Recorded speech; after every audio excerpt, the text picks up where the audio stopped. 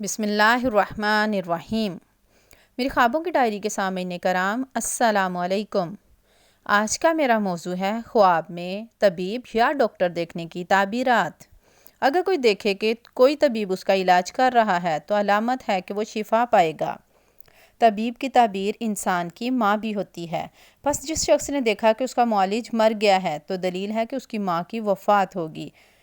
اگر کسی نے دیکھا کہ طبیب بیمار کے پاس آیا ہے تو علامت ہے کہ وہ بیمار شفا پا جائے گا۔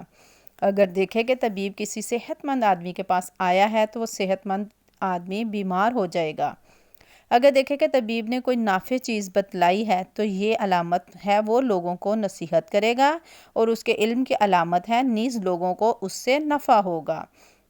اور جس شخص نے دیکھا کہ وہ طبیب بن گیا ہے تو یہ دلیل ہے کہ اسے اعلیٰ منصب حاصل ہوگا، اور بعض مرتبہ اس کی تعبیر یہ ہوتی ہے کہ وہ سپاہی بنے گا، اور طبی کی دلالت مصلحہ اور دین و دنیا کے امور کو درست کرنے والے شخص پر ہوتی ہے۔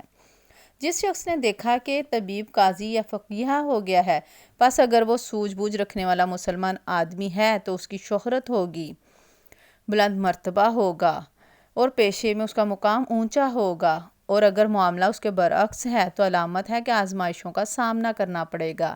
جس شخص نے دیکھا کہ قاضی طبیب بن گیا ہے تو علامت ہے کہ اس کی رفاقت میں اضافہ ہوگا اور اس کا نفع بڑھے گا۔